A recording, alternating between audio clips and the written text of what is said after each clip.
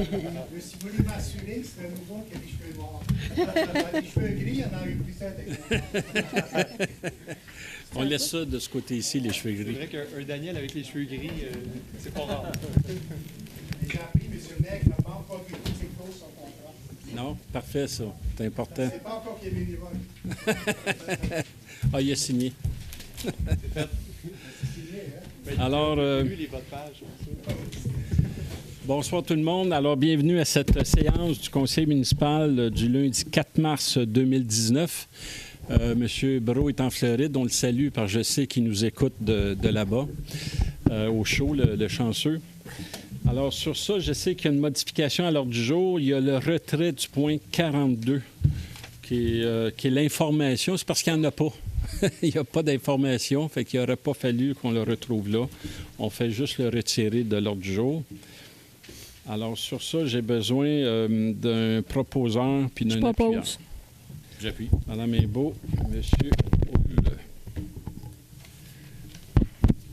Alors, on commence avec une première période de questions de 30 minutes.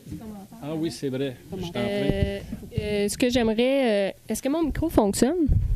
OK. Ce que j'aimerais juste clarifier, c'est lors de la séance publique du 4 février, Monsieur Bernard, vous m'avez posé une question concernant qui payait les taxes à l'OMH et tout ça. Dans le fond, la bâtisse appartient à la SHQ et les taxes sont payées par l'OMH, les taxes municipales. Donc, j'ai induit les gens en erreur là, lors de la dernière séance. C'était juste pour clarifier le point. Alors, c'est corrigé. Maintenant, il y a aussi Mme Minier qui va faire une intervention. Oui. Alors, bonsoir tout le monde. Alors, c'est simplement qu'au nom de la ville de Mont-Saint-Hilaire, on veut faire une reconnaissance pour une personne qui est partie en retraite et qui était une pionnière au niveau de la régie de la police. Donc, je veux la remercier au nom de la ville et pour lui dire merci pour ses 17 années de travail acharné et aussi d'avoir pu réaliser la régie de la police. Alors, Madame Marie-France Leclerc, on vous remercie beaucoup au nom de la ville de Mont-Saint-Hilaire. Marie-France, vous voulez vous lever? Bravo.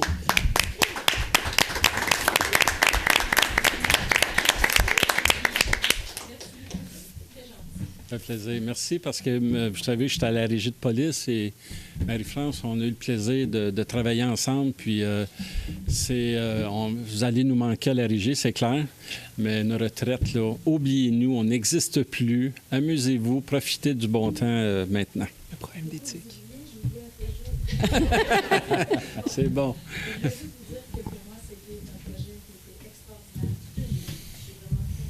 Oui.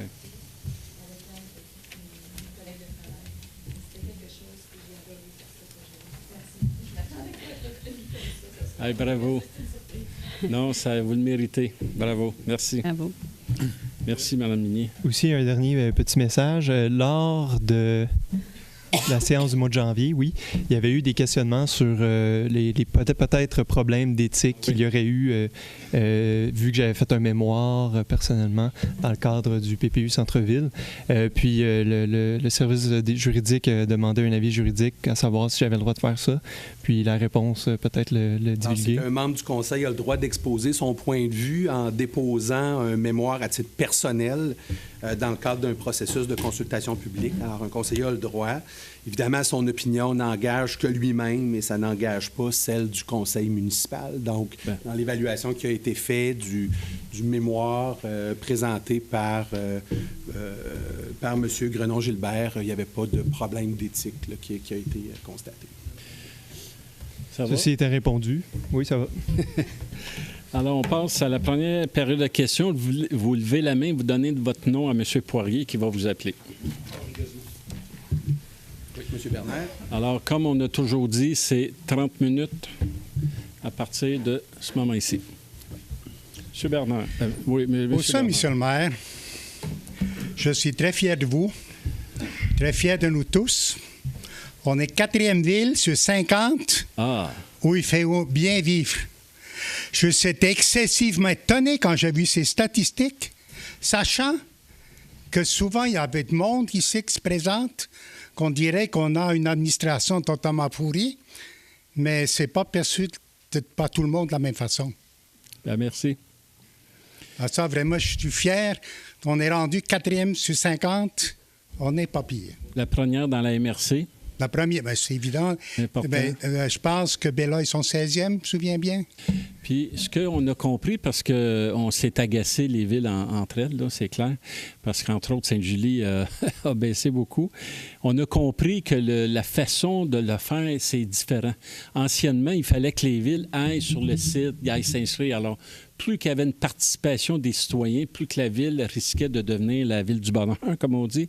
Et maintenant, ils font un sondage très serré sur des milliers de personnes partout dans les villes concernées. Et là, ils regardent des indices qui font en sorte qu'on arrive avec une conclusion. Et on a été agréablement surpris et puis on est très content, ça va de soi, d'être la 4e ville. Et comme je disais au maire de Varennes, parce que vous savez que c'est Varennes qui est la ville du bonheur, et comme je disais à Martin, la ville de Varennes, avec des terrains d'hydro, ils ont vendu ça, ils ont fait beaucoup d'argent. Puis naturellement, on a de l'argent, on peut donner des services aux citoyens, on peut faire des parcs. Fait que j'ai dit à Martin, si j'avais eu ton argent, tu aurais tombé 2e. Mais bon, c'est beau. Merci, on l'apprécie beaucoup. Je suis fier, curieusement, une personne en parle. Je n'en ai pas vu. J'y avais même pas pensé, fait que je suis content que vous en parliez. Mais vous savez, oui, on est responsable de ça. Les fonctionnaires sont très responsables de ça. Tout le monde, c'est certain. Ouais. Je veux aussi remercier les anciens conseils municipaux, parce que quand on arrive à ce résultat-là, ça ne dépend pas d'un conseil municipal. Ça dépend de plusieurs conseils municipaux depuis des dizaines d'années. Et sinon, depuis 50 ans, on sait que Mont-Saint-Hilaire existe depuis 50 ans. Alors, c'est tout le monde qui a aidé à rendre notre ville comme elle est. Alors, merci. On est en tout cas d'être fiers de rester à Mont-Saint-Hilaire, d'être citoyen de Mont-Saint-Hilaire. Maintenant, monsieur le maire, ça fait plusieurs mois qu'on parle du centre-ville, du nouveau centre-ville. Oui. Vous savez que je me suis jusqu'à date jamais exprimé sur le sujet. C'est la première fois ce soir. Quand vous avez eu des grands rassemblements, il y en a eu 2, 3 dans l'autre bâtisse, j'ai envoyé ma femme et je ne suis pas allé. Parce que je ne vais pas m'énerver. Parce que si j'avais dit dans ce temps-là, ce que je vais vous dire ce soir, le monde m'aurait dit, tu ne dis pas la vérité, c'est ton opinion. Ouais. Mais ce soir, je suis capable de vous le mettre très clairement, il ne s'agit pas de mon opinion, c'est effectivement la vérité. Okay. C'est la suivante. Premièrement, la Ville n'a pas ses compétences qu'on aimerait bien qu'elle ait, ses compétences. Elle en a beaucoup moins que les gens y pensent. Ensuite, le plan d'aménagement territoire qui appartient à la MRC, c'était fait, eux autres, ils ont fait des projets, mais ça allait à Québec. Et savez-vous qui, probablement que vous savez, qui a posé des questions à ce sujet-là à la MRC, étant donné qu'il y a juste une personne qui allait là dans ce temps-là. Maintenant, de temps en temps, il y en a 2 ou 3. Puis, c'est 2 ou 3 fois, c'est revenu de Québec, le plan d'aménagement. Mm-hmm. Ça veut dire qu'aujourd'hui, il nous appartient, mais on n'est pour pas grand-chose. Ça a été décidé à Québec. Et c'est à Québec qu'ils ont décidé que si vous allez faire un magasin, ça va sur la 116. Même si vous avez toute la bonne volonté du monde, vous convaincre le monde et même faire voter là-dessus, qu'on aille l'implanter dans le village de la gare, c'était illégal, ça ne correspond pas au plan. Ça n'aurait pas fonctionné. Oui et non. Non, ça n'aurait pas fonctionné, vous le savez. Ça ne correspond pas au plan. Tout commerce, on peut faire des changements de zonage quand c'est pas permis. Est-ce qu'on aurait pu mettre une grande surface à la gare? Moi, je pense que oui. Là. Marilyn, je ne sais pas si vous avez la réponse, mais c'est sûr que ça aurait demandé des changements. Là. Mais c'est pas le but. C'est une grande surface à la gare, ça ne fonctionnerait pas, tout simplement pas. Et voilà. Parce que la dernière fois, je n'étais pas tout seul à la réunion d'un MSC en 2 semaines. Il y avait des citoyens, des commerçants de la rue Saint-Georges qui étaient là, qui ont posé des questions. Ils pensaient venir faire une espèce de séduction auprès des maires pour les convaincre qu'ils avaient une meilleure cause que vous. Mais la préfète l'a très bien expliqué, que je vous dis maintenant, que si vous l'avez dit à 6 mois, on aurait dit c'est ton opinion. Mais ce n'est pas mon opinion.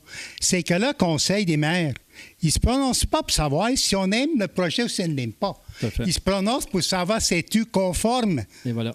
au plan d'aménagement territorial. Au schéma de la MRC. Au schéma d'aménagement. C'est juste là-dessus qu'il va. Il n'y a pas autre chose. Oui. Il n'y a pas aucune autre compétence. Et voilà. Ça fait qu'ils étaient un peu frustrés d'entendre ça. Ils sont levés puis ils sont partis. Mais en même temps, je pense que quelqu'un qui voulait s'opposer au règlement, c'était l'endroit. Hein? C'était la dernière instance où quelqu'un pouvait se prononcer. Et que c'est pas conforme. Mais oui, puis les arguments auraient pu faire en sorte que... Mais effectivement, de la MRC, on a une conformation comme quoi c'est conforme au schéma de la MRC. Donc, c'est ça la vérité. C'est ça qu'il faut qu'on sache. Oui, tout à fait. On n'a pas autant de pouvoir. Vous savez, il y a un maire qui a fait l'expérience la semaine passée dans notre MRC, qui n'a pas tant de compétences qu'il croyait avoir. Fait qu'on lui a téléphoné quand ils ont déjeuné pour lui faire part que ton hôtel de ville, là, ça vient être saisi par la police. Vous savez très bien, c'est tellement limité. Qu'est-ce qu'on a le droit de faire comme municipalité? On ne peut pas faire ce qu'on veut. Non. Alors, le meilleur exemple, il y en a un qui a essayé, ça n'a pas marché. Donc, je ne peux rien vous reprocher de la façon que ça se fait. Sauf que des fois, on a cru qu'on a peut-être un pouvoir que je suis convaincu qu'on n'a pas. Puis on n'est pas blanc, on n'est pas complètement blanc dans ça. Là. Puis il faut s'entendre, là, puis l'exemple du journal, puis la résolution du CCU à l'effet qu'il suggérait qu'on aurait dû prendre le dossier en amont et tout ça, là, on l'a entendu, on l'a compris. Puis le plus bel exemple, c'est les petites cabines, les petits motels, comme on les appelle. Soyez sûrs qu'on va prendre ça en amont du dossier-là, puis on va prendre le temps. Alors, la recommandation de CCU, là, on l'accepte avec plaisir parce que, premièrement, c'est le fun parce que ça démontre que le CCU est indépendant du monde politique et en même temps, on prend note de leurs recommandations. Merci, M. Bernard. Non, juste finir. Oui. La Ville, on a la compétence pour dire quelle sorte de bâtisse qu'on veut avoir. On peut décider quelle sorte de toiture. On peut décider combien d'étages. Ça nous appartient maintenant. Ça, on peut le faire. Oui. Mais pour savoir si on y bâtit ou pas, on ne peut pas. Puis on m'a posé une question, pour en finir. Quelqu'un pose la question, comment ça se fait qu'ils ont ôté déjà les maisons avant même que la MSC ait dit oui? C'est évident. La MSC n'a pas le choix. N'avait pas d'autre choix que de dire oui. Donc, ça prouve encore qu'il y a bien des gens qui ne comprenaient pas exactement comment ça fonctionne. Les maisons, c'est une question de sécurité. Et de deux, vous savez, le promoteur qui a acheté tous les maisons et tout ça, c'est un risque d'affaires. Hein? Le promoteur de la gare, là, ça fait quoi? 5 ans qu'il l'a acheté, là, puis il ne se passe à rien, là, ça va commencer. C'est des risques d'affaires que ces gens-là font. Alors, et voilà. Mais OK, merci pour vos commentaires. Monsieur Gazot.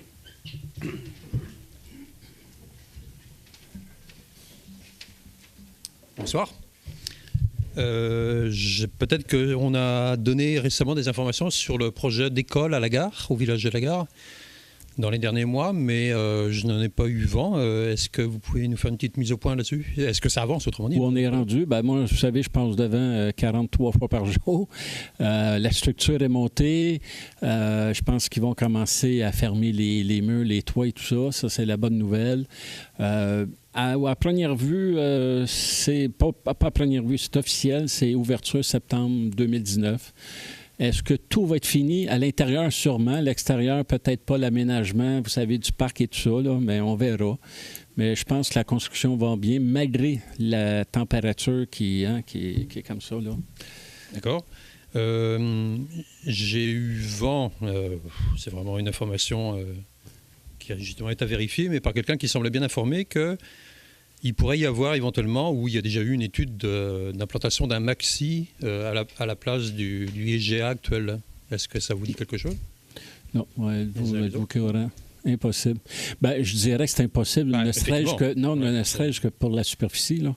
Et puis, de toute façon, pour la proximité d'autant d'épiceries... On n'a pas cette information-là. OK. Je vois que vous avez peut-être un nouveau personnel. Est-ce que... Non. Qui? Non, je ne sais pas. Excusez-moi, je n'ai pas l'habitude de vous voir. Alors, votre greffier habituel n'est pas là. Vous avez Pierre Bergeron, qui est le directeur général par intérim. D'accord. Puis ce soir, on a une nouvelle. Ça va suivre. M. Poirier, qui est le greffier adjoint à la municipalité. Puis Marilyn Desroches, qui travaille à l'urbanisme. Parce que c'est la semaine de relâche, hein? D'accord, parfait. Ça répond à ma question. Merci. Fait que ceux qui ont moins d'enfants travaillent ou ceux qui n'en ont pas. Merci. C'est ça. Monsieur Perrier. Oui.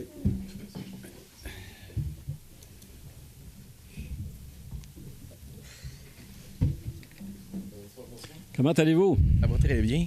C'est juste que je suis resté avec une interrogation au dernier conseil municipal. Je vous ai demandé une question au sujet de l'empressement de fonctionner. C'était quoi la différence entre quand le camping Laurier s'est vendu, le promoteur Trigone avait comme projet commercial dirigé un bâtiment qui pouvait accueillir la pharmacie Jean Coutu à l'époque. Et ça a tout été bloqué à la ville. Ça n'a pas marché. À la gare, ça? Non, à la place du camping Laurier, sur le boulevard Laurier. Il avait fait une demande de dérogation pour agrandir la surface commerciale pour aligner ça sur la même ligne que les commerces qui existent déjà. Okay. Je suis pas au courant. Ça n'a pas bloqué. Ça devait être avant nous, ça. Est-ce que les micros fonctionnent vraiment? Parce que, il me semble, j'entends rien. Ah ouais? Ça n'a pas débloqué, puis ça ne fait pas des siècles. Là. C'est récemment. Là. C'est récent. Là. Okay.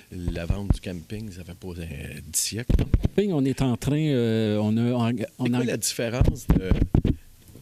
Comment ça se fait que le projet de la rue Saint-Georges, il y a un empressement? On sent qu'il y a un empressement de la part de la municipalité, puis qu'il n'y a pas eu quand il y a eu qu'on n'a pas ressenti quand il est arrivé le projet de Trigone avec le développement pour faire une place à Jean Coutu, qui est dans le même centre d'achat que l'IGA présentement. Alors, je vous explique. Dans le cas du camping, c'est venu dans la campagne électorale de 2013 où on avait dit que si on était élu, on mettait sur la glace tout le développement résidentiel à Mont-Saint-Hilaire, le temps de planifier notre Mont-Saint-Hilaire 2035 qu'on avait parlé. On a pris plusieurs années pour le faire. Qui a amené au PUD. Comment? C'est ça qui a amené le PUD. Oui, c'est ce qui a amené le PUD, tout à fait. Et là, on est rendu, là, pour continuer avec le camping, là, on a un gestionnaire qui travaille avec les promoteurs, tous les promoteurs, dont la ville en fait partie, il ne faut pas l'oublier. Et on travaille sur quelque chose qui va être déposé prochainement. Alors, construction 2020 prévue. Pour le PPU Centre-Ville, je l'ai dit, je le répète, on avait une opportunité qu'on a regardée. L'opportunité a fait en sorte de dire... Quand vous parlez d'opportunité... c'est le projet en soi de le projet en soi. Il n'y a pas un avantage pour la ville quelconque. C'était le projet en soi.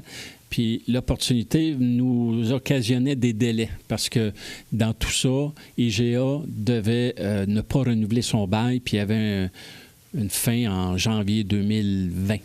Okay. Alors, c'est pour ça qu'il a fallu regarder le dossier rapidement. Alors, donc, votre empressement est engendré pour accommoder l'épicerie qui est en fin de bail. C'est-à-dire que ça l'a occasionné, dans la mesure où nous, on s'est informés, l'épicerie, je le répète, là, l'épicerie était conforme à notre plan d'urbanisme, à un commerce de proximité. Et ça fait en sorte que nous, comme conseil, on s'est positionné à savoir, oui, on veut ce projet-là, c'est une belle opportunité, mais il y a des délais. Alors, on a parti de la consultation, qui était rapide, mais à mon avis, ça a été quand même fait. Okay. Il faut faire une distinction entre une consultation sur un PPU Centre-Ville et une consultation sur le projet ODST. Les gens voulaient faire une consultation sur le projet. Nous, on parlait d'un PPU Centre-Ville parce que, alors voyez-vous, c'est... En adoptant le grand projet de PPU, là, de projet Centre-Ville, où il n'y a aucun terrain vacant à part la rue Saint-Georges, puis 2 terrains sur la rue Blain, où on a enlevé la possibilité de faire des commerces. Dans le nouveau plan de commerce, on a enlevé la possibilité de faire des commerces. Est-ce que on a une perception dans votre empressement de faire ce nouveau projet de centre-ville, c'était plus un prétexte d'accélérer l'acceptation à MRC pour des déréglementations pouvant accommoder le promoteur? Non, je le répète, on a regardé un projet qui était pour nous une opportunité, mais on était occasionné à des délais, ce qu'on n'avait pas avec la gare. Le projet du camping. Okay. Alors, on pouvait prendre le temps qu'on pouvait. Et je répète ce que j'ai dit tantôt, le CCU nous ont fait une recommandation, puis on en prend note, puis on va s'assurer maintenant que ce genre de situation-là, si c'est possible, qu'on puisse prendre le temps qu'il faut. On apprend, puis on apprend. Oui. OK. C'est correct. dans les projets de stationnement des prochains centres commerciaux, des prochains développements, avez-vous envisagé d'avoir une vision environnementale en imposant des stationnements électriques, par exemple, ou de la plantation de végétation dans les stationnements pour éviter des îlots de chaleur? Là, c'est plutôt, je vais laisser mes deux spécialistes du CCU là, à parler. Il y aurait matière à moderniser ces lois-là s'ils n'existent pas. Oui, puis je peux peut-être donner un complément d'information. Tu me corrigeras, Marilyn, c'est pas vrai, ou je me trompe à la virgule. Dans le PIA qui a été travaillé, PIA, Plan d'intégration, implantation architecturale, il a été postulé qu'on oblige même d'avoir des stationnements électriques. Je me souviens plus du ratio. Par un ratio. Puis aussi la gestion écologique des eaux, la gestion écologique des îlots de chaleur aussi. Fait que tout ça, ça a été dit. Je pense que c'est 20 que j'ai le chiffre en tête. Là. 20 d'indice de canopée sur tout stationnement. Okay. Fait que oui, ça a déjà été évalué. Puis c'est pas plus tard que le printemps passé. Là. OK. C'est bon. Merci. Alors, on va poursuivre l'ordre du jour. Alors, j'ai besoin d'un proposeur pour approuver les procès-verbaux des séances ordinaires du 4 février 2019 et l'extraordinaire du 18 février 2019. Je propose. J'appuie. Monsieur Turner, Mme Imbeau. Point numéro 4, bordereau de compte à payer. Alors, j'ai besoin d'un proposeur pour approuver les bordereaux des comptes à payer numéro 2019-03A au montant de 1 326 901 et 4 sous. Numéro 2019-03B au montant de 2 078 et 26. Numéro 2019-03C au montant de 359 424 et 16 sous. Numéro 2019-03D au montant de 8 546 et 85. Ainsi que le rapport quant aux dépenses autorisées au cours de la période du 31 janvier au 27 février 2019. Je propose. J'appuie. Madame Minier. Monsieur Turner? Non, c'est Monsieur Hull. Bon. Alors, point numéro 5, Madame Minier. Alors, je propose le rapport des ressources humaines au numéro 2019-03, préparé par Mme Annie Dion, directrice du service des ressources humaines, pour la période du 30 janvier au 27 février 2019, soit et est approuvé par ce Conseil. J'appuie. Monsieur Hull appuie. Point numéro 6. Oh. Bon, point numéro 6, il s'agit de l'embauche de notre futur chef d'orchestre / notre directeur général. Donc, je propose que ce conseil nomme M. Daniel-Éric Saint-Onge au poste de directeur général de la ville de Mont-Saint-Hilaire, selon le traitement ainsi que les conditions d'embauche stipulées au contrat de travail accepté le 28 février 2019 par M. Saint-Onge. Que le maire, M. Yves Corriveau, soit et est autorisé à signer le dit contrat. J'appuie. Alors, M. Turner appuie. Mais je pense que ça va être unanime. Unanime, là, oui. Unanime on peut faire ça, M. Poirier? Tout à fait. OK. Alors, écoutez, M. Saint-Onge, peut-être vous lever. Je vous parle de M. Saint-Onge. Avant tout, je voudrais vous présenter sa petite famille qui est ici. Alors, son épouse, Marie-Ève. Bonjour, Marie-Ève. Sa fille, Lily Jade. Bonjour, Lily Jade. Et son garçon, Pierre-Alexis, futur DG de la ville de Mont-Saint-Hilaire. C'est ça qu'on avait convenu. Hein? Alors, écoutez, avant de donner la parole à M. Saint-Georges, je voulais vous Saint-Georges? Georges, est-ce qu'on peut couper ce bout-là?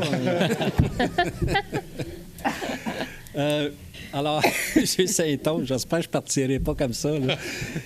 On avait des critères qu'on recherchait, comme le futur directeur général. On voulait un jeune.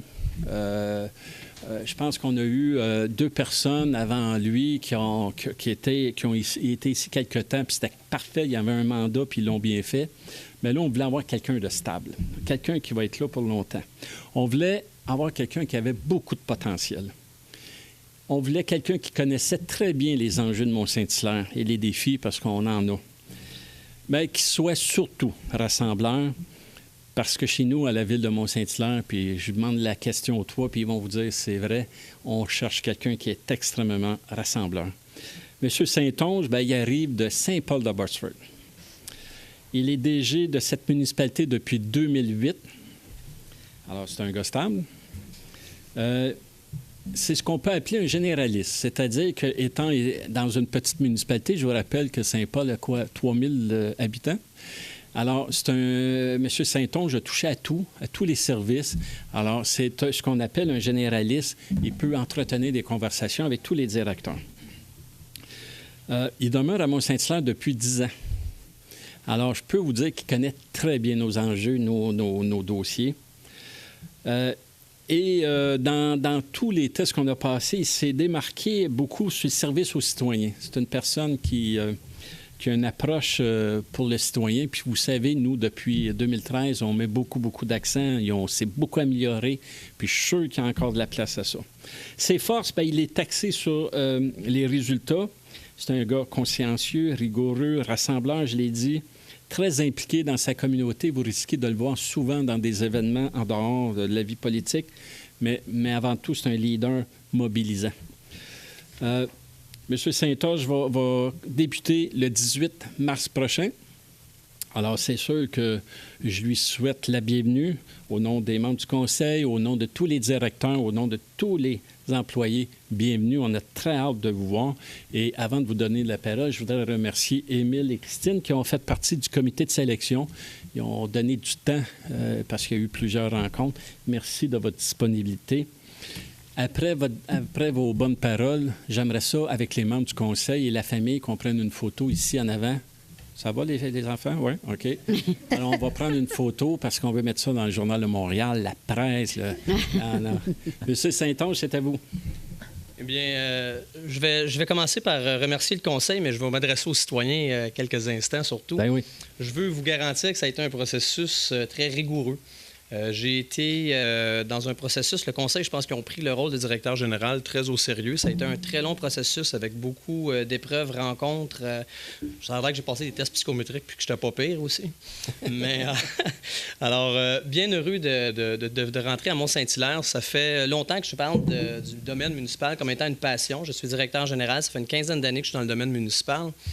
Et j'ai toujours parlé par fierté d'appartenance de ma municipalité où je travaille comme étant ma municipalité.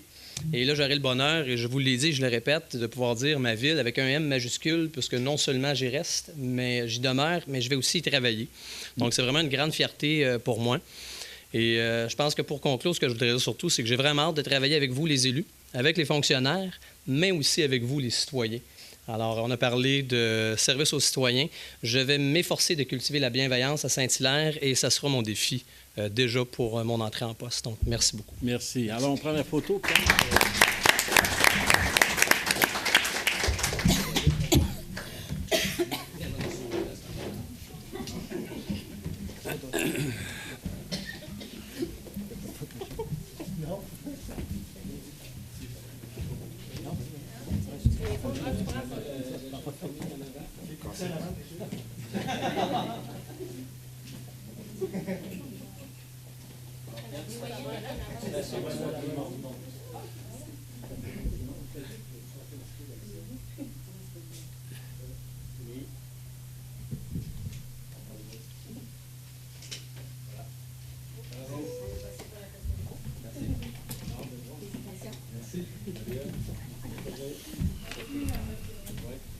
Les enfants, vous allez coucher? Oui, c'est l'enfant. Il n'y a pas les devoirs à faire aussi, là? Vous auriez dû les amener, Émile aurait pu les faire en attendant.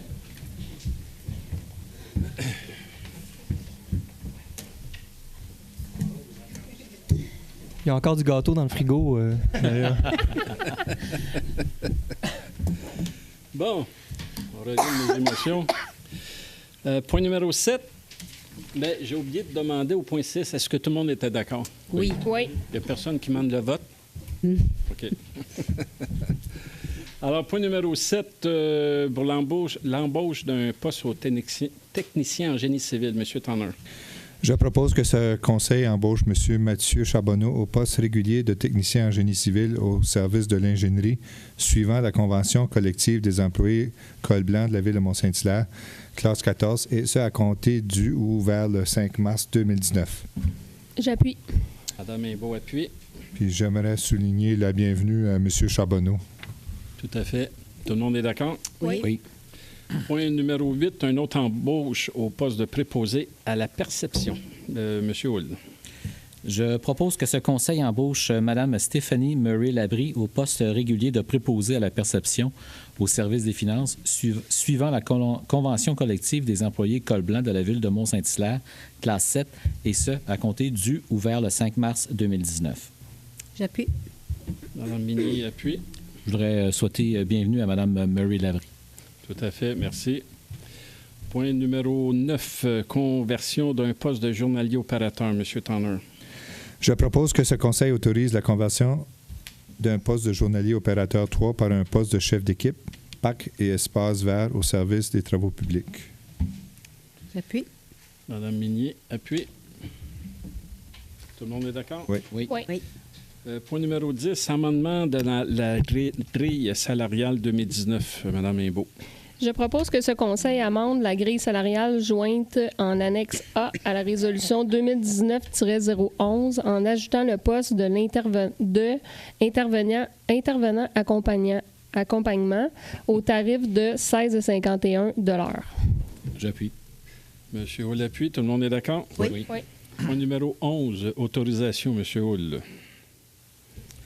Je propose que ce conseil autorise la ville de Saint-Basile-le-Grand à procéder à l'embauche d'un chargé de projet en technologie de l'information, statut cadre, le tout conformément à l'entente intermunicipale pour la fourniture de services de soutien en technologie de l'information conclue entre les villes de Mont-Saint-Hilaire, Audubon Park, Saint-Basile-le-Grand et la municipalité de Saint-Jean-Baptiste.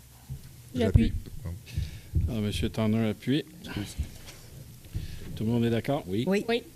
Numéro 12, concernant un contrat, M. Gilbert. Oui, il s'agit d'un contrat pour chapeauter notre comité de la zone A16. Donc, je propose que ce conseil autorise la dépense pour l'année 2019 du contrat AME 2018-01 relativement aux services professionnels en matière de coordination et d'animation du comité de suivi de Casa 16 au montant de 35 135,51 incluant les taxes à M. Hugo Mimé, que la dite dépense pour l'année 2019 décrite au bon de commande AME 19-3 au montant de 35 135, incluant les taxes, soit payable à même le poste budgétaire. J'appuie. Monsieur Hull appuie. Tout le monde est d'accord? Oui. Point numéro 13, le renouvellement d'un mandat. Mme Bigny. Je propose que ce conseil renouvelle le mandat de Mme André Lamontagne et de M. Marcel Poirier et Kies van der Ganden. Je m'excuse de la prononciation. Van der Eyden. Merci, Van der Eyden. À titre de membres citoyens au sein du comité consultatif sur le développement de la culture et du tourisme de la ville de Mont-Saint-Hilaire, et ce pour la période du 5 mars 2019 au 4 mars 2020. J'appuie. Alors, je remercie les 3 citoyens d'avoir accepté de renouveler leur mandat. Mme Imbeau a appuyé. Tout le monde est d'accord? Oui. Numéro 14, renouvellement d'un mandat. Mme Imbeau. Je propose que ce conseil renouvelle le mandat de Mesdames Gaétane Gagnon et Marie-Noëlle Tanguay à titre de membres citoyens au sein du comité de suivi politique de la famille et des aînés de la ville de Mont-Saint-Hilaire, et ce, pour la période du 5 mars 2019 au 4 mars 2021. J'appuie. Mme Minier appuie. Donc, merci à Mme Gagnon et Mme Tanguay d'avoir renouvelé leur mandat. Tout à fait, merci. Point numéro 15, concernant une attestation d'assurance. M. Hull. Je propose que ce conseil atteste que la ville de Mont-Saint-Hilaire se porte garante et s'engage à prendre fait et cause et à répondre financièrement des conséquences de toute erreur ou omission que Mme Marion Robles ou M. Vincent Poirier peuvent encourir dans l'exercice de leurs fonctions. Que cette déclaration demeure en vigueur tant que Mme Marion Robles et M. Vincent Poirier demeurent au service exclusif de la ville de Mont-Saint-Hilaire. Alors, oui, Mme Imbeau appuie. Juste une note, oui. Monsieur le maire. Je vous informer que, par conséquent, la Ville prendra une assurance responsabilité, erreur ou omission pour les deux. Et voilà. Comme on fait pour tous les professionnels de la Ville. Point numéro 16. Tout le monde est d'accord? Oui. Oui. Point numéro 16, demande de participation financière. M. Tanner. Je propose que ce conseil autorise la Ville de Mont-Saint-Hilaire à verser une aide financière aux organismes suivants. Aide financière au montant de 100 $ à l'école au fil de l'eau pour l'organisation des finales régionales de la dictée PGL qui aura lieu le 23 mars à l'école secondaire Osias-le-Duc. Et une aide financière au montant de 500 $ à l'organisme Les Chevaliers Colons du Conseil de Belleuil numéro 2905 Inc. afin d'amasser des fonds pour la clinique d'impôt 2018 visant à aider les personnes à faible revenu à remplir leur déclaration de revenus. J'appuie. Monsieur Hull appuie. Tout le monde est d'accord? Oui. Oui. Numéro 17, c'est l'adoption d'un plan d'action. Oui. Madame Minier. Alors, je propose que ce Conseil approuve le plan d'action à l'égard des personnes handicapées pour l'année 2019, élaboré par le comité de travail du plan d'action à l'égard des personnes handicapées. Alors... J'appuie. Alors, Monsieur Hull appuie. OK. Vous aviez des exemples à donner? Oui. Alors, c'est prévu pour 2019 un comptoir de la bibliothèque qui sera adapté pour les personnes handicapées, une traverse route 133 près de la rue Sainte-Anne, un trottoir près de la nouvelle école, des tables à pique-nique pour chaises roulantes et jeux société en braille ou gros caractères. Et voilà. Merci. Tout le monde est d'accord? Oui. Oui. Oui. Point numéro 18, adoption d'une politique. Madame Minier, encore. Alors, je propose que ce Conseil adopte la politique de développement de la culture et du tourisme et le plan d'action en lien avec la politique de développement de la culture et du tourisme daté du 26 février 2019, lequel document s'est joint à la présente résolution. J'appuie. Madame Imbeau appuie. OK.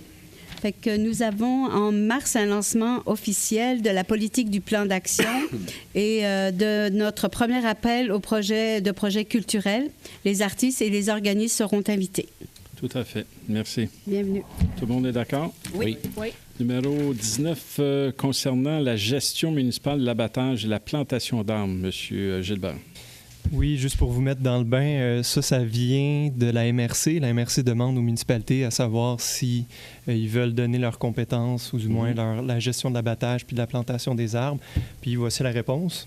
Je propose que ce conseil indique à la municipalité, à la MRC, que la gestion de l'abattage et de la plantation d'arbres devrait demeurer de la compétence de la Ville de Saint-Hilaire, puisque cette dernière possède l'expertise, les ressources et un cadre réglementaire rigoureux, ainsi que des processus qui permettent d'atteindre les objectifs de la MRC. J'appuie. Attends un instant. Que les villes... Il appuie le premier paragraphe. Qui va appuyer le deuxième? Qui dit mieux? Que les villes ne possédant pas de ressources de réglementation suffisamment coercitives ou de l'expertise puissent faire une demande d'assistance auprès de la MRC. On pense aux petites villes, par exemple, de notre MRC qui n'ont pas les ressources pour faire ça. Que malgré ce qui précède la gestion de l'abattage et de la plantation d'arbres en zone agricole permanente, qui concerne une aire boisée d'une superficie de 0,5 hectares et plus, pourrait être de la compétence de la MRC afin d'assurer la préservation des corridors forestiers et des grands ensembles forestiers. Donc, ce paragraphe-là, c'est juste pour dire la MRC a un plan d'ensemble pour connecter les différents boisés de la MRC. Donc, on trouvait ça logique de pouvoir donner cette portion-là, mais de garder, nous autres, nos outils à l'intérieur de la municipalité. On parle, la CMM, elle a sorti un indice canopé qu'elle offre à toutes les municipalités gratuitement. Nous autres, on est autour du 48 %. La moyenne est autour du 20 quelques %. C'est sûr qu'on a notre gros caillou qui nous aide, la montagne. Ouais. Mais quand même, même sans la montagne, on reste quand même au-dessus de la moyenne. Donc, il y a quelque chose qu'on fait bien. Puis ça, c'est aussi, entre autres, à cause des réglementations qui ont été faites par d'autres conseillers et d'autres conseils avant nous. Donc, on les remercie, c'est sûr. Ouais. Là, j'ai besoin d'un appui. J'appuie. Là, M. Hull appuie. Tout le monde est d'accord? Oui. Oui. Point numéro 20, rapport annuel, M. Hull. Je propose que ce conseil approuve le rapport d'activité relatif au plan de mise en œuvre du schéma de couverture de risque pour l'année 2018. J'appuie. Madame Imbeau appuie. Excusez-moi. Tout le monde est d'accord? Oui. Oui. Numéro 21, concernant un appui, Madame Imbeau. Je propose que ce conseil est en accord à ce que... Attendez.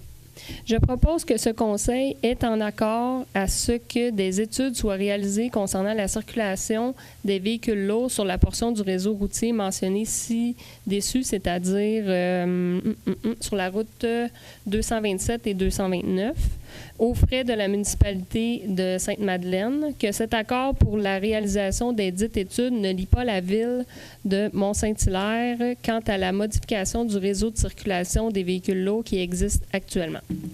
J'appuie. Mme Minier appuie. En réalité, pour simplifier ça, c'est que le maire de Sainte-Madeleine est venu nous rencontrer. Ils ont besoin de notre appui parce qu'ils veulent faire une étude. Sans notre appui, ils ne peuvent pas faire l'étude. Alors, nous, on a dit, parfait, on n'a rien contre l'étude, mais on ne veut surtout pas que ça engage la ville. Et à la fin, on verra, mais à ce moment-ci, il n'est pas notre intention d'autoriser un transfert de camion-lot là, de Sainte-Madeleine à chez nous, mais on verra le résultat de l'étude, puis peut-être qu'on pourrait avoir des conclusions qui pourraient faire différemment. Mais avec l'expérience qu'on a eue sur le chemin des Patriotes, là, on est comme plus méfiant dans ces demandes-là. Non, je m'excuse. Non, M. Perrier, vous ne pouvez pas intervenir à ce moment-ci, je suis désolé. OK. Alors, ça, c'est fait. Est-ce que tout le monde est d'accord? Oui. Oui. Oui. OK. Point numéro 22, promesse d'achat d'un immeuble, Mme Minier.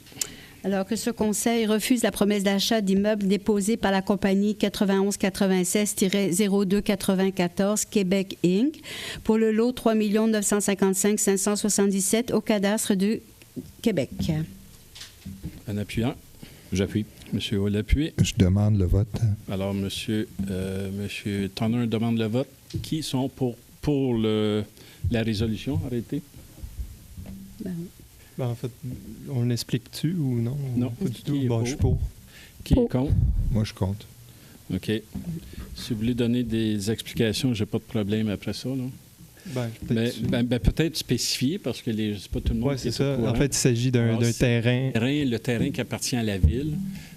Dans le projet sur Saint-Georges, cette compagnie-là, la compagnie 91-96-02-94, a fait une promesse d'achat à la ville. Mais il faut statuer par la loi. On a jusqu'au 6 mars pour statuer. On a demandé un prolongement, là, parce qu'on a loin d'avoir fini nos discussions. Mais on nous a demandé de statuer à ce moment-ci, ce soir. Alors, c'est fait. Est-ce qu'il y a des gens qui veulent rajouter? Moi, j'ai voté contre parce que je trouve que, premièrement, c'est sur le terrain de l'IGA, où l'IGA Audacité veut construire son immeuble. Puis moi, je veux appuyer quand même les gens qui voulaient acheter le terrain pour qu'ils puissent exercer leur droit de grandir leur commerce. Puis, donc, c'est pour ça que j'ai voté contre. C'était pas tellement pour agrandir le commerce comme le stationnement. Pour le stationnement, mais aussi pour pouvoir fructifier leur commerce. Oui. Effectivement, l'agrandissement d'un commerce, c'est différent. Là. OK. Alors, tout le monde est... tout le monde... Oui. Non, ça ne se dit plus à ce moment-là. Numéro 23, acquisition du lot, M. Hull. Je propose que la Ville de Mont-Saint-Hilaire acquiert de Mme Louise Lupien le lot 1-816-830 au cadastre du Québec, constituant une partie de la rue de Lorraine située entre les rues Jean-Félix et Châteaubriand. Que ce lot soit consenti pour la somme de 1 $ et autres bonnes et valables considérations payables comptant la signature des actes. J'appuie. Madame Imbeau appuie. Tout le monde est d'accord? Oui. Oui. Point numéro 24, un acte de servitude pour Hydro-Québec. Madame Minier. Alors, je propose que ce conseil mandate l'étude Richer, Rivet et Associés, notaire, afin de préparer l'acte pour la servitude d'utilité publique en faveur d'Hydro-Québec sur une partie du lot 3 365 525 au cadastre du Québec, le tout tel qu'il appert au plan et à la description technique émise par M. Vital Roy, arpenteur géomètre, en date du 8 novembre 2018, portant le numéro de minute 51 564, joint à la présente résolution comme annexe. J'appuie. Madame Imbeau appuie. Tout le monde est d'accord? Oui. Point numéro 25, un acte de vente, M. Tonner. Excusez-moi, je n'étais pas vers la bonne page. Bon, je l'ai. Je propose que le préambule... Bon, il faudrait lire le préambule. C'est l'acte de vente d'immeubles à cause de taxes impayées mandat notaire. Considérant la subdivision 123 du lot originaire 287 au cadastre officiel paroisse de Saint-Hilaire, maintenant connu comme étant le lot 1 818 633 au cadastre du Québec. Considérant la subdivision 124 du lot originaire 287 au cadastre officiel paroisse de Saint-Hilaire, considérant la subdivision 122 du lot originaire 296 au cadastre officiel paroisse de Saint-Hilaire, c'est toujours les mêmes chiffres après, Considérant que ces lots ont été adjugués à M. Michel Robert en date du 29 février 1980, suite à une mise à l'enchère des dits lots pour non-paiement de taxes et que ce dernier souhaite régulariser les titres de propriété des lots acquis. Je propose que le préambule fasse partie intégrante de la présente résolution, que ce Conseil autorise la cession des lots 1 818 633, 1 818 555 et 1 818 776 au Cadastre du Québec à M. Michel Robert. Que cette cession soit effectuée selon les conditions indiquées au rapport de M. Michel Poirier, greffier adjoint, en date du 19 février 2019. J'appuie.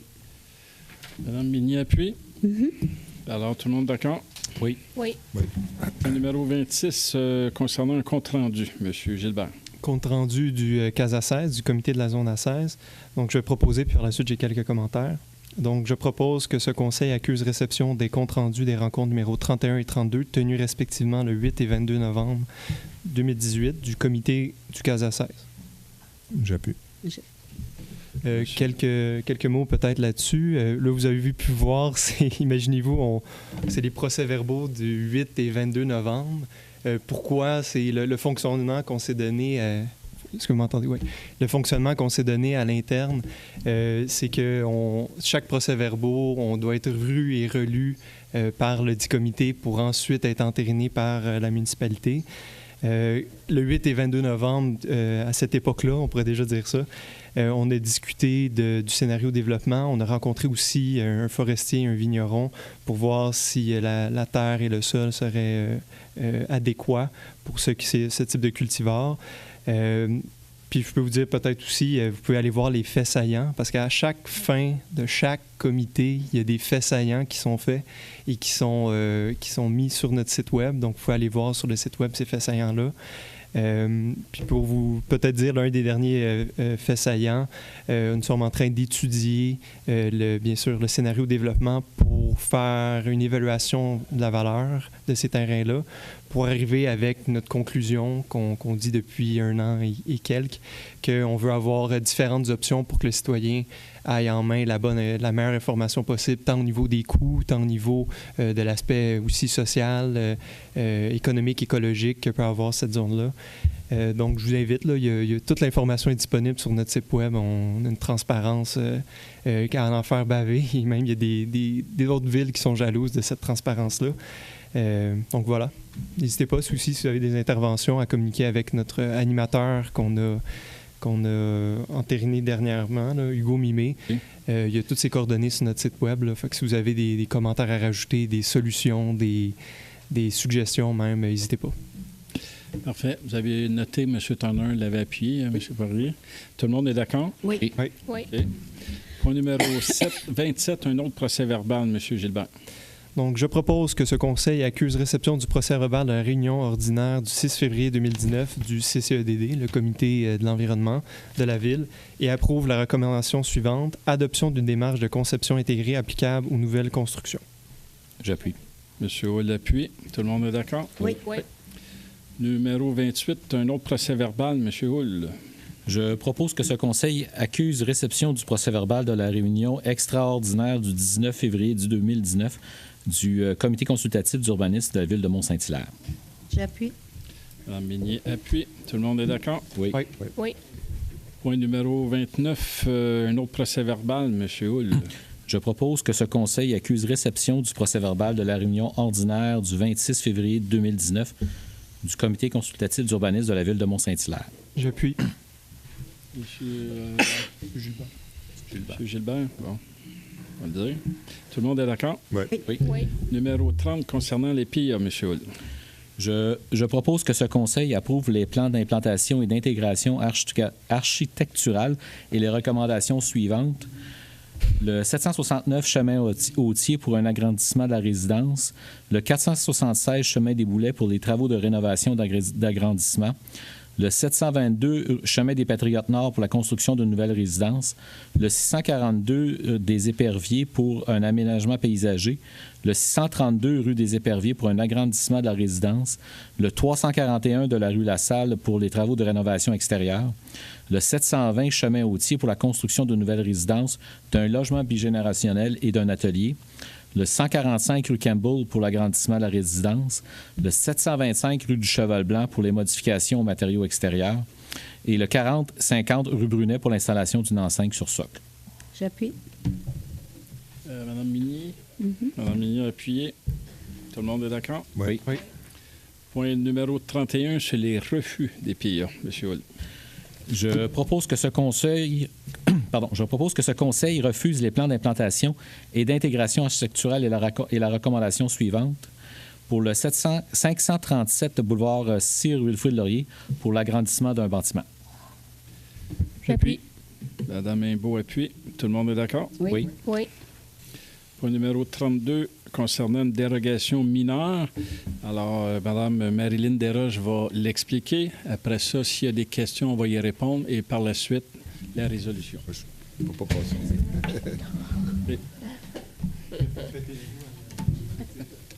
Il a fallu que je passe en dessous. C'est mieux que ce soit Émile. Je vais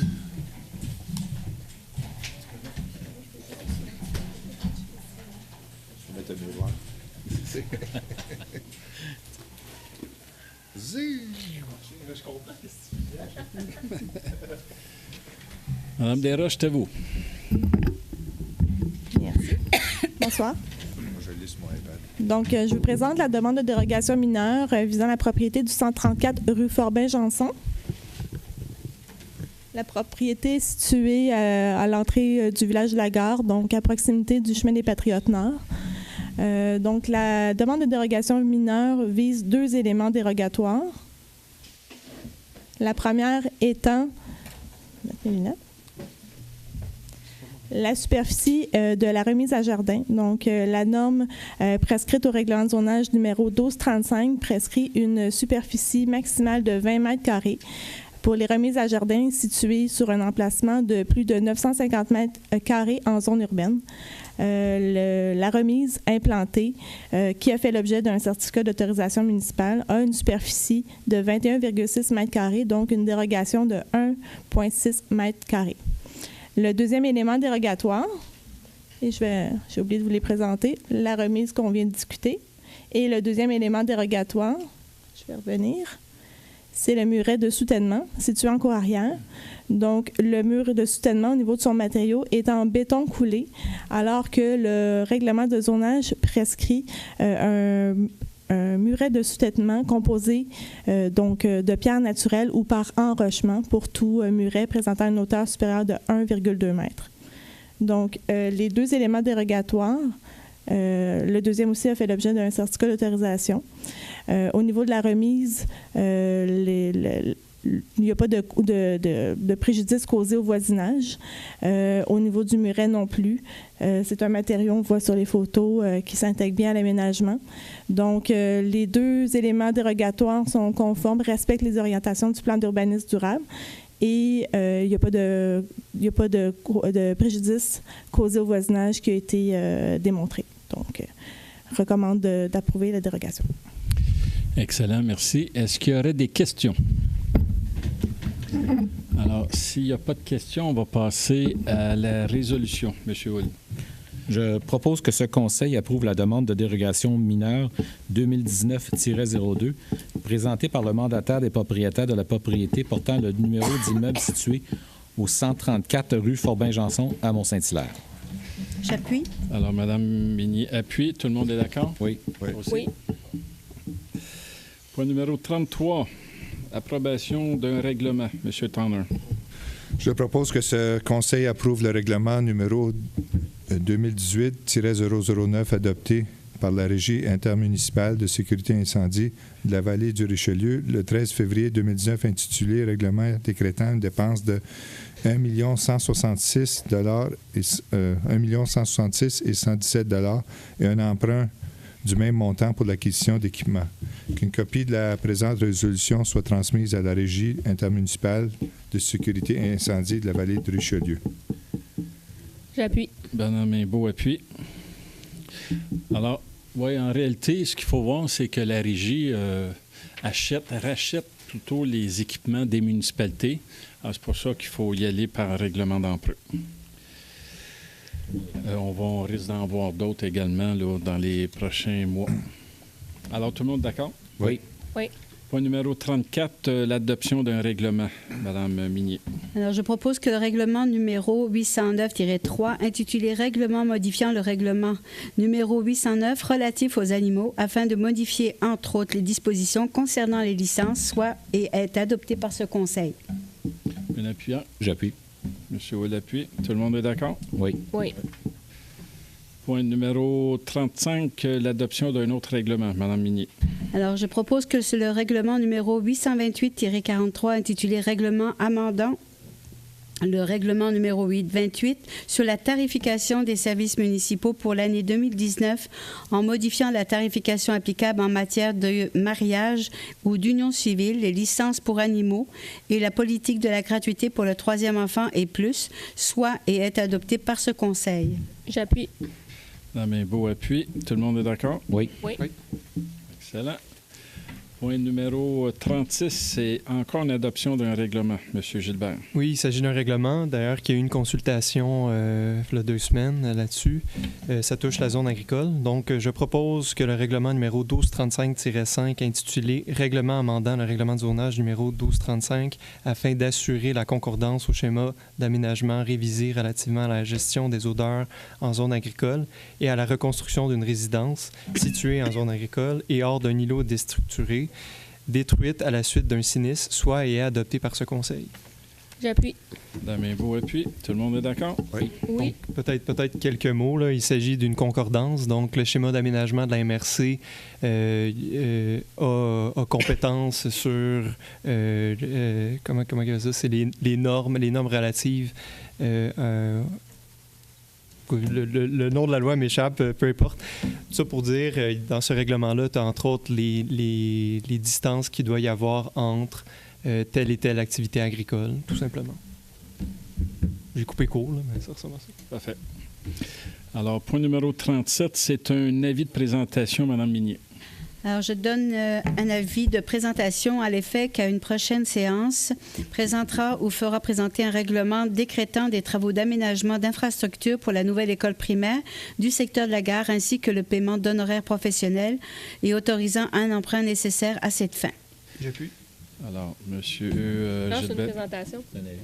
C'est une présentation. J'appuie l'avis quand même. C'est un avis. Alors, justement, là, tu vas pouvoir l'appuyer. Là, c'est l'adoption du règlement. Madame Minier.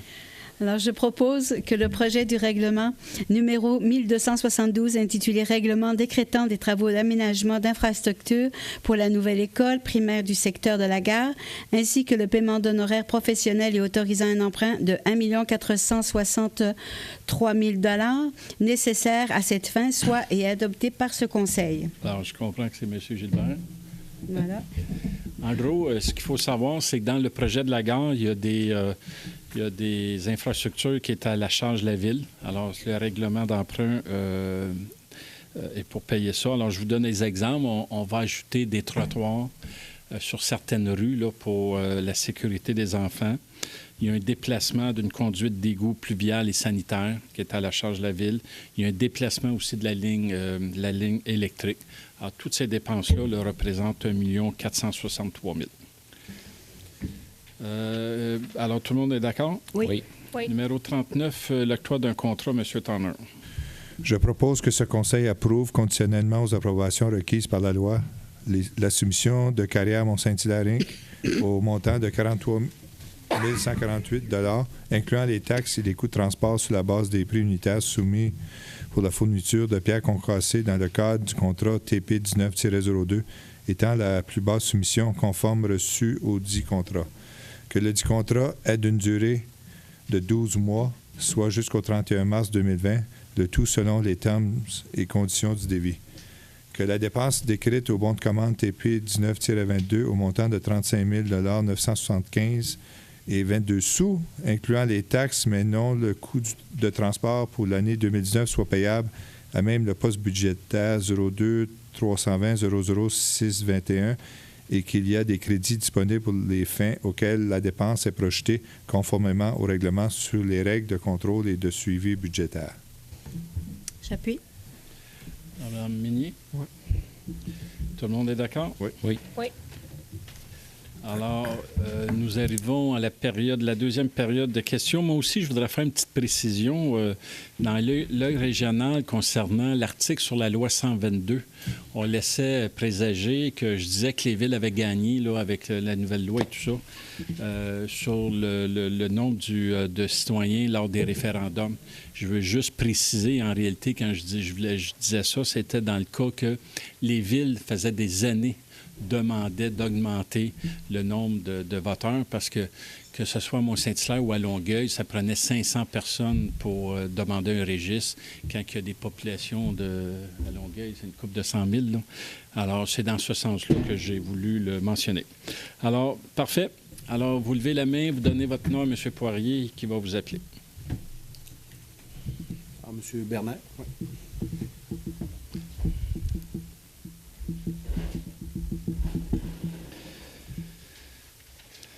Oui, Monsieur le maire.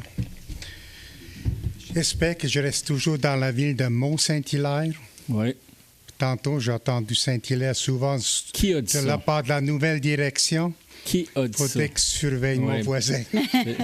Je vous le dis. Peut-être un peu prudent.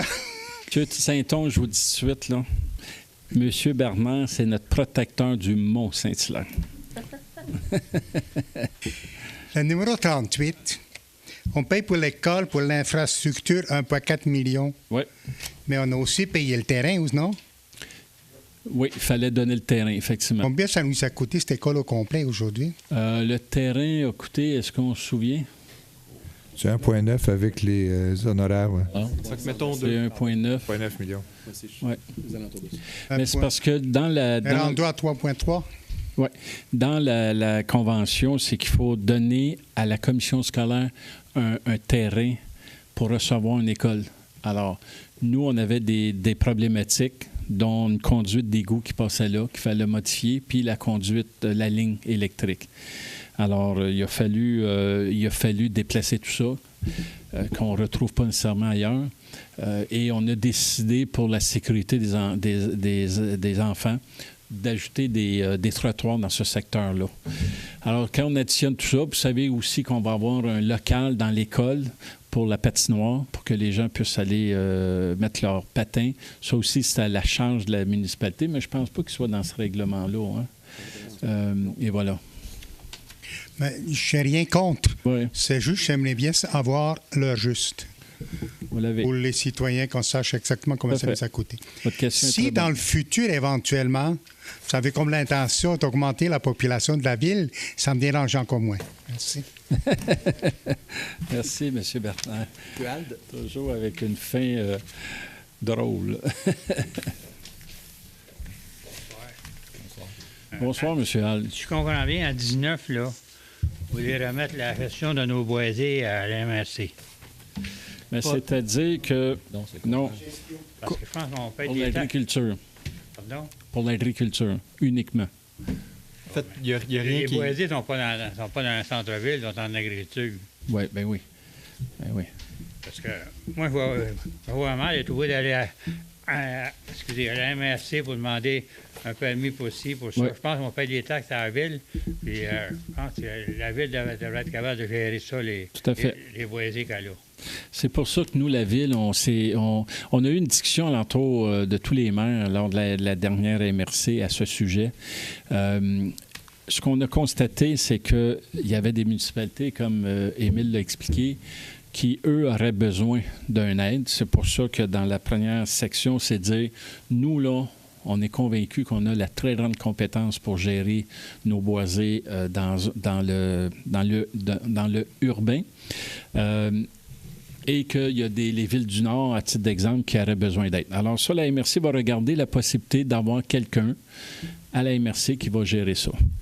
On a parlé aussi des boisés en milieu agricole. Et comme la MRC a une vue globale de la région, on pense que ce serait une bonne idée qu'elle puisse gérer ce secteur-là, qui est les boisés en zone agricole pour 0,5 hectares et plus. C'est les autres qui vont décider notre taux de taxe et qui vont collecter nos taxes, quoi? Je pense pas que ça va aller jusque-là. Ça va être plutôt pour donner des permis, aller constater des demandes, mais pas pour le taux de taxe.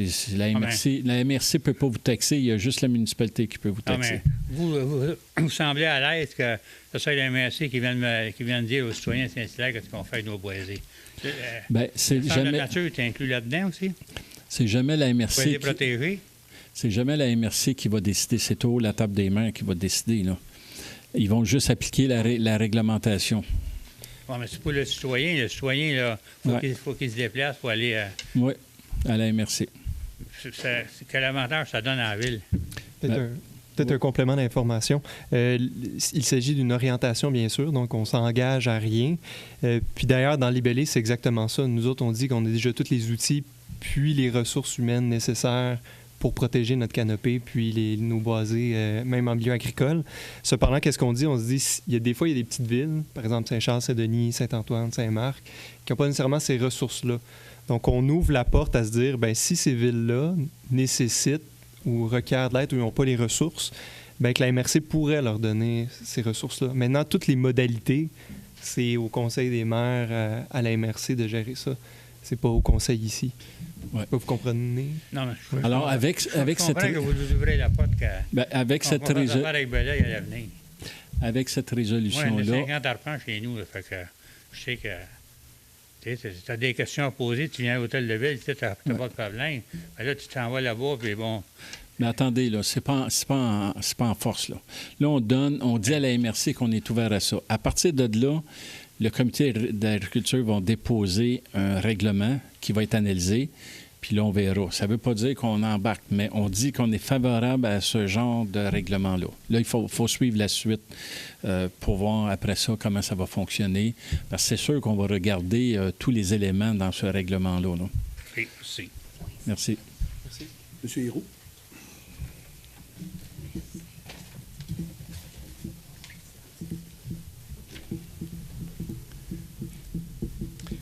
Bonsoir tout le monde. Vous ne m'avez pas convaincu là, avec votre réponse que vous venez de donner à M. Alt. Parce que tantôt, il me semble, si j'ai bien compris, que les terrains d'un demi-hectare et plus en zone agricole, on proposait que ce soit la MRC... La compétence à la MRC. La compétence à la MRC. Oui, pour les points 5. Alors qu'on dit, par ailleurs, qu'on a toutes les compétences ici à la ville pour gérer ça. Pour vous dire une chose, là, c'est que les terrains d'un demi-hectare et plus peuvent être sujets à développement. Là, on parle d'une zone agricole. C'est protégé en principe, mais si la MRC décidait de dire on dézone cette zone-là, et puis, excusez-moi, mais non. ça va pas dans ce sens-là, là. Non, il ne peut pas aller dans ce sens-là. C'est pour l'application du règlement des arbres. Alors, ça veut dire que la MRC, elle, le fait qu'elle a une vision globale de la région, il va y avoir un règlement qui va s'appliquer à tout le monde au lieu d'avoir 13 règlements. Écoutez, je ne peux pas vous dire que le contenu, on ne l'a pas là. On donne juste une orientation favorable. On va regarder le règlement, puis on verra. Peut-être qu'à la fin, on va s'apercevoir que dans ce règlement, il y a des contraintes pour nous. Puis il y aura trop de place à se retirer. Mais pour l'instant, laissons travailler les gens, voyons qu'est-ce qu'ils ont à proposer, puis on verra. Je ne vois pas pourquoi il y aurait 13 règlements différents, là. Parce qu'en ayant toutes les compétences ici, on a une vision, nous, qui est locale et non pas régionale. On va s'assurer que notre vision soit dans ce règlement-là. Ça, c'est clair. Laissons les gens travailler, on verra. C'est bon. Au niveau du point 33, au niveau de l'approbation du règlement d'emprunt, si je comprends bien, on autorise un emprunt d'1 166 000 et quelques, là? pour rembourser les villes, parce que dans la création de la régie, alors ils doivent reprendre les équipements des villes. Alors dans ce cas ici, c'est beaucoup d'équipements respiratoires, des équipements mobiles des pompiers, là. C'est l'addition de ça. Et là, ils font un règlement d'emprunt pour rembourser les villes par la suite. La régie fait un règlement d'emprunt? Oui. OK. Oui, parce que là, c'est 6 municipalités là, qui sont ensemble. OK, c'est pas la municipalité, là, c'est la régie. Donc, nous, on autorise... Oui, c'est ça. OK, bon, là, c'est en tant clair. que membre de la régie, on autorise la régie à faire d'aller dans un règlement d'emprunt. Bon, parfait. Le point 22. Je vous l'ai dit depuis longtemps là, que des terrains qui appartiennent à la ville dans la zone de la rue Saint-Georges, là, que ça me tient particulièrement à cœur. Là. Le lot 3 955 577, c'est le lot sur lequel il y a un espace de stationnement qui est autorisé à l'eau vive et le pain dans les voiles. Toléré pour l'eau vive et le pain dans les voiles, tout à fait. Et là, c'est eux qui ont formulé une offre d'achat sur le terrain. Tout à fait. Est-ce qu'il est possible de savoir le prix, le montant qui a été offert? C'est-tu confidentiel? À moins que les gens ne veuillent pas que ça soit dit. Moi, avant de répondre à ça, j'aimerais mieux vérifier avec le service juridique, avec le greffe, voir si c'est légal ou pas. On va vous revenir là-dessus. Je ne voudrais pas m'avancer. Non, mais imaginez, là. On ne peut pas dire des choses là, qui sont confidentielles. Là. Puis si mais là, on refuse à des citoyens corporatifs de la rue pour lesquels on leur a coupé du stationnement. Et puis là, on dirait qu'on prend encore part dans l'acquisition de ces terrains-là en favorisant Audacité au détriment des commerces locaux. Non, en réalité, ce qu'il faut savoir, c'est que dans ce projet-là, la ville de Mont-Saint-Hilaire refuse l'offre parce qu'on est dans un projet de trouver une solution, puis il fallait statuer. Idéalement, on aurait aimé qu'on puisse attendre, là, qu'on finalise toute l'analyse du dossier pour voir si l'offre, on pouvait la refuser ou l'accepter, mais il fallait légalement statuer avant le 6 mars. Alors, à partir de là, vous comprendrez qu'on ne peut pas l'accepter. On est en négociation, on a eu 3 rencontres juste aujourd'hui avec M. Bergeron. On a eu 3 rencontres là-dessus.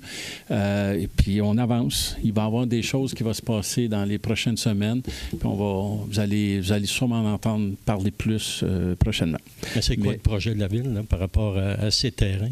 Pardon? C'est quoi le projet de la Ville avec les terrains vacants? Vous comprendrez qu'on va attendre voir la négociation. On ne voudrait pas négocier sur la place publique, là. Il y a quand même des enjeux de négociation. Mais on est en train de tenter de trouver une solution pour tout le monde. Vous allez voir. J'espère que ce sera favorable à tout le monde. Oui, à tout le monde. Équitable. À tout le monde, parce qu'il faut savoir, pour vous expliquer, quand je dis tout le monde, ça veut dire qui. C'est que oui, le pain dans les voiles, l'eau vive, on une demande, puis on l'a bien compris. Mais on pense que les commerces qui vont avoir un jour éventuellement de l'autre côté risquent d'avoir des demandes également. Hein? Alors là, on regarde peut-être sur une formule où que ça va aider à tous les commerçants de la rue Saint-Georges. Fait que pour l'instant, il y a de la négociation, il y a de l'analyse, mais on devrait arriver à quelque chose prochainement.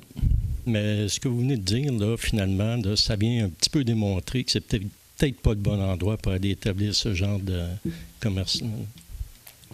Je vois pas de rapport, là, mais ça n'a aucun rapport avec ce que j'ai dit. Là. Ah oui, s'il y a des problèmes de stationnement, puis que lors de la construction, de l'autre côté, ça va générer d'autres problématiques de stationnement, on n'est pas sorti du bois. Non, en réalité, on veut tenter de trouver un compromis qui va favoriser tout le monde. C'est ça qu'on travaille. Alors, vous ne pouvez pas nous accuser de mauvaise foi dans ça. Personne. Mais non, vous allez voir. Il va y avoir une suite à ça, c'est clair. C'est beau. Merci. M. Tardy.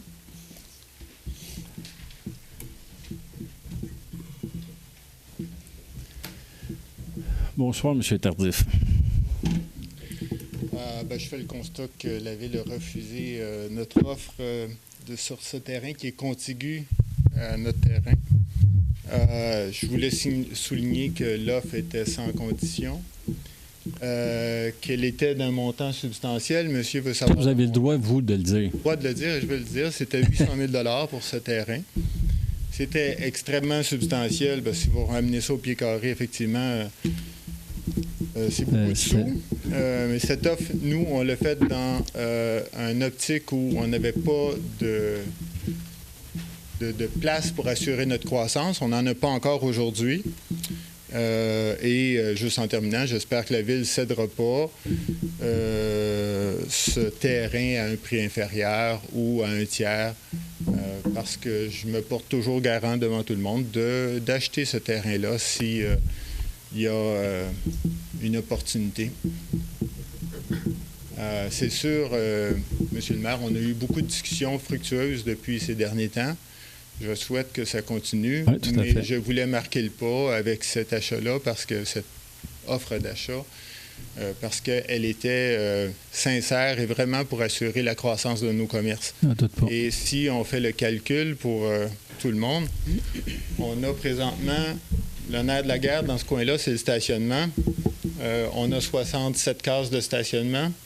Le terrain de la Ville nous offre environ 23 cases de stationnement supplémentaires, ce qui fait 90 cases qu'on utilise à plein escient là, dans les périodes de pointe. Ce terrain-là avait été... on avait eu l'usufruit de ce terrain-là par M. Morel à l'époque, qui nous avait offert de l'aménager, ce qu'on a fait un aménagement sommaire. Et le but de la municipalité, et là, je rejoins vos propos, je crois, c'était de faire un stationnement communautaire. Municipal, oui. Municipal communautaire. Alors, pour l'instant, je crois que ça continue comme ça, mais ce terrain-là devrait être déménagé ailleurs. C'est sûr que j'aurais préféré l'avoir en propre. Mais si la municipalité continue dans cette optique-là d'avoir un terrain... un genre de stationnement municipal, tout à fait. Pour tous les citoyens, parce qu'il y a une certaine... comment je dirais? Il y a un besoin, en tout cas. Tout à fait. Puis le vendredi après-midi ou les périodes de pointe, on va le constater. Vous savez, on s'est parlé il y a quelques heures seulement. C'est clair, si vous auriez voulu prolonger votre offre, on l'aurait accepté parce qu'on aurait voulu régler ce dossier-là dans son ensemble. Comprenez-vous? Mais je me répète, le fait que vous avez préféré qu'on se statue ce soir, on l'a fait. Malheureusement, la loi nous oblige avant le 6 mars. Il y avait même quelqu'un qui a dit on va attendre le 6, mais il y a des avis qu'on doit faire qui est compliqué. Alors, c'est fait. Ce que j'ai entendu, M. le maire, c'est que aussi Audacité est en train de travailler les plans présentement. Puis les plans, ils sont sur ce terrain-là, comme ils étaient sur mon terrain au départ. Et j'ai défendu ce bout-là. Et normalement, Audacité n'aura pas l'odiosité de continuer à s'épandre sur nos terrains. Audacité. Donc, il faudrait peut-être qu'Audacité règle les terrains avant de faire des plans sur les terrains de la Ville qui appartiennent à tous les citoyens, M. le maire. Nous, on a donné la permission à Audacité de faire ces plans sur nos terrains, puis on est en train de finaliser le dossier. C'est clair que si on ne leur vend pas notre terrain, le projet ne se réalise pas. Oui, c'est impossible, vous le savez, ça.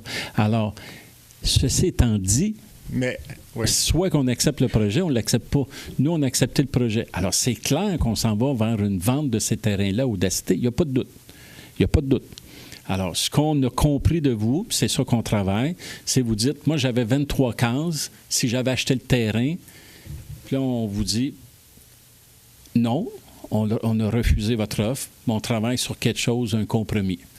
Ah, puis je ne veux pas aller dans le compromis parce qu'il y a de la négociation, mais vous en savez autant de moi de vers où on veut aller. Mm-hmm. Laissons les gens travailler et je suis confiant qu'on arrive à une belle conclusion. Je l'espère. Merci, M. Tardif. Bon.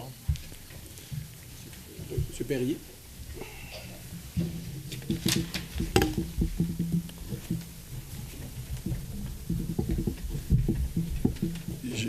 C'est au sujet du site Internet de la Ville. Dans le site Internet Histoire, il y a à peu près pas grand-chose. Ah oui? Et je me demandais, moi, si ce serait possible, parce qu'on parle souvent de la municipalité qui a 50 ans. C'est un bon point que vous amenez. Alors qu'il y a beaucoup de maires, il y a eu des mairies à Saint-Hilaire depuis 200 ans en arrière. Pas 200 ans, là, mais pas mal d'années avant.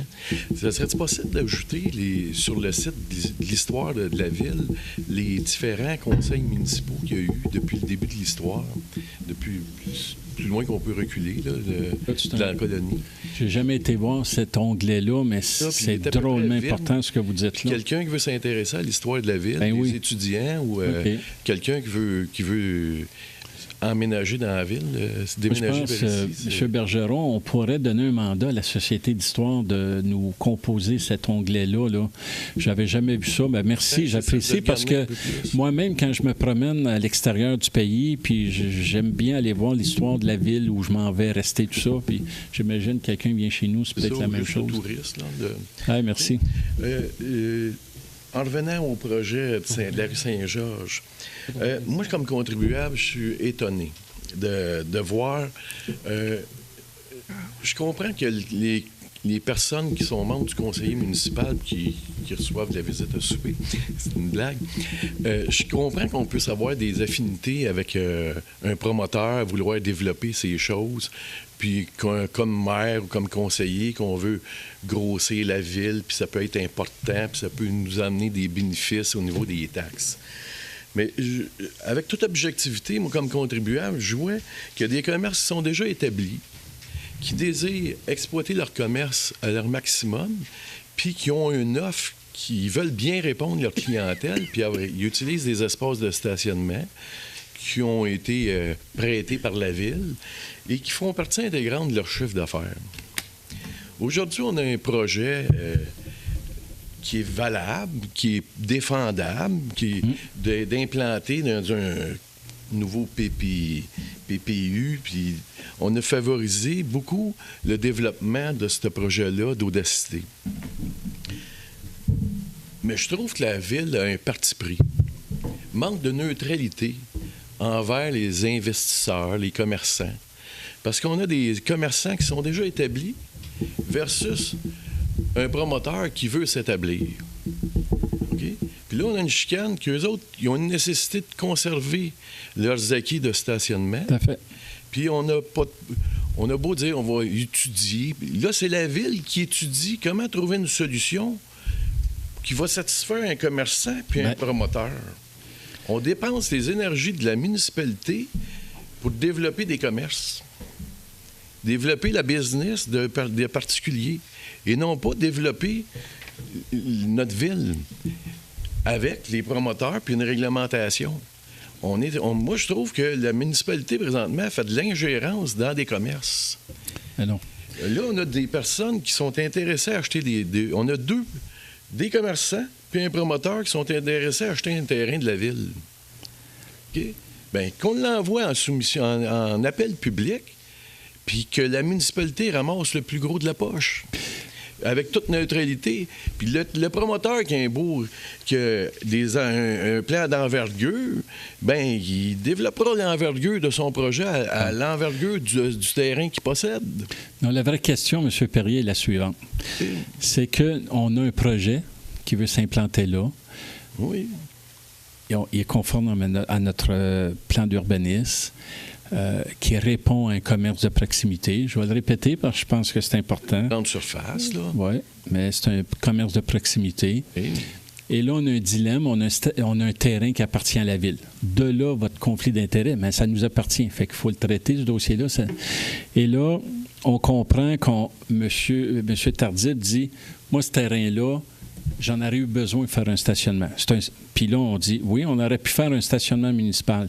Là, on a un projet qui veut s'implanter là.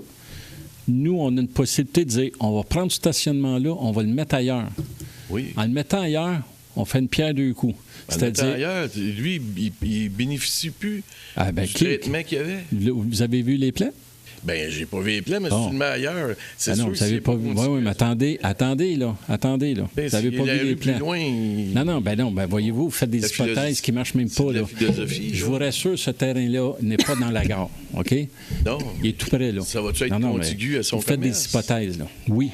Laissez-nous travailler. C'est ça. Nous, on dit, on va prendre le terrain, on va le mettre ailleurs, puis ça va à la satisfaction de tout le monde. Alors, Ce que je comprends du conseil municipal présentement, représenté par vous, c'est que vous utilisez les ressources municipales pour essayer de trouver une solution à des individus, des particuliers. ben, on a un terrain qui nous appartient. De jouer à l'arbitre entre deux commerçants, un promoteur. Dans la mesure des qu'on est commerçants. propriétaire d'un terrain, il faut que ça se discute entre un tiers et la ville. C'est ça. Puis Ben voilà. c'est ce notre qu'on bien fait. collectif, là. Tout à fait. Puis laissez-moi vous dire que le terrain qu'on vendra nous permettra d'avoir un édifice qui répond à tout ce que j'ai dit tantôt, que je ne le répéterai pas, mais en plus de générer des taxes qu'on ne peut pas se permettre qu'on a drôlement besoin, ne serait-ce que pour toutes les rénovations qu'on a à faire dans nos bâtiments municipaux. Alors, c'est une formule gagnante-gagnante. On ne peut pas passer à côté de ça. Au dernier conseil municipal, je vous ai parlé de ce terrain-là et on a soulevé le questionnement à savoir est-ce que une municipalité a le droit de se départir d'un actif sans appel d'offres? Vous étiez supposé de vérifier par Je ne sais pas, Mme Pierrand le vérifie, là, mais M. Poirier n'a sûrement pas l'information, mais oui. C'est pas le contribuable. C'est dans notre règlement. Dans notre règlement de. Politique de gestion. Politique de gestion. D'achat. Oui, on a le droit. On a le droit, OK. Oui. Parfait. Parfait. Merci, M. Perrier. Autre question? M. Héroux. M. Héroux, une question, vous en allez? J'ai dit une question, vous en allez? Parce que vous êtes levé vite. Là, je viens d'apprendre le prix. Là. 800 000 pour le terrain. 110 du pied carré. C'est 5 fois, même plus que 5 fois, la valeur des terrains que Audacité a acquis. Tout à fait. Et on crache là-dessus. Bien, je ne vous ferai pas la démonstration, mais si vous voulez, on va vous la faire. C'est nos taxes, là. Oui, attendez. Si je vous dis, là, je n'ai pas les chiffres, là. Si je vous dis qu'on a le choix entre un stationnement, la ville va avoir 800 000 à 110 $ le pied carré, on s'entend, au centre-ville de Montréal, ça ne se vend même pas ça, là. Mais, et en plus, entre ça et possiblement un bâtiment qui va rapporter en quelques années et plus, parce qu'un bâtiment est là pour, on dit, 50 ans minimum, qu'on va rentrer 10 fois dans notre argent. Moi, en tant que gestionnaire, là, je ne me pose pas longtemps la question. C'est votre vision? Si vous voulez me vendre un auto à gaz moins cher, mais que l'électrique, je vais payer plus cher, mais je vais économiser sur le gaz, puis au total, je vais faire plus d'argent. Je vais payer le char plus cher, puis je vais le prendre électrique. C'est une question de calcul. Puis, mais là, on parle d'un projet d'immeuble à logement. À logement. C'est pas des condos, là. Le niveau de taxation va être drôlement différent que si ça avait été des condos. C'est un bâtiment, je sais pas, est-ce qu'on a... je sais pas, 25-30 millions là, à un taux de taxation d'une pièce. Et calculer ça là, par année, là, ça doit donner, je sais pas moi... Puis si on accepte de vendre le terrain... ça doit donner 300-400 000 piastres, là, de taxes par année. Grosse affaire. Si on accepte de vendre le terrain, on vient couper combien là, sur l'immeuble? Une dizaine, quinzaine de pieds sur la longueur de l'immeuble. C'est pas tout le terrain. Le projet n'est pas anéanti au complet. Là. Non, le projet... Ça le modifie légèrement. Parce que, en fait, avec le terrain de la ville, le IGA va être plus petit que le IGA qui est actuellement là. Fait que, non, ça ne change rien à l'autre bout, ça. Là. À l'autre bout... du côté où le IGA va être construit. Ça ne change pas la dimension du IGA, ça. Là. Tout à fait. Ben non. Le stationnement est à l'autre bout. Notre terrain à nous, là, du stationnement, là, dans la construction du IGA, il rentre dans tout notre terrain. Ce n'est pas un stationnement que... Oui, Jean-Yves, il a raison là-dessus. C'est au plein centre du IGA. Oui. Le terrain en question, il est vraiment dans le magasin. Non. Je regrette. Là, vous irez voir le plan. C'est quoi l'implantation.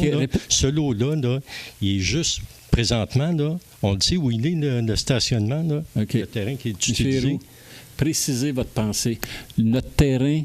Dans le projet IGA, vous avez plusieurs terrains. Il y a 3 terrains. Il y a 3 terrains que la Ville possède. Il y a quoi sur notre terrain? La ruelle en arrière de la maison où il était construit.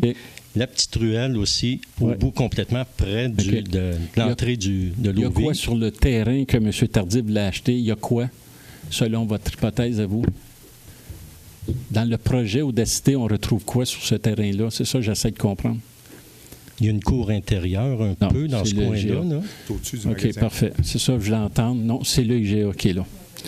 Alors, écoutez, je pense même... Le toit vert est au-dessus. On n'a jamais eu vraiment un beau plan là, bien détaillé qui nous a été présenté aussi. Même, je pense que je l'ai de l'autre côté. Fait que si après, vous voulez le voir, je vais vous le montrer.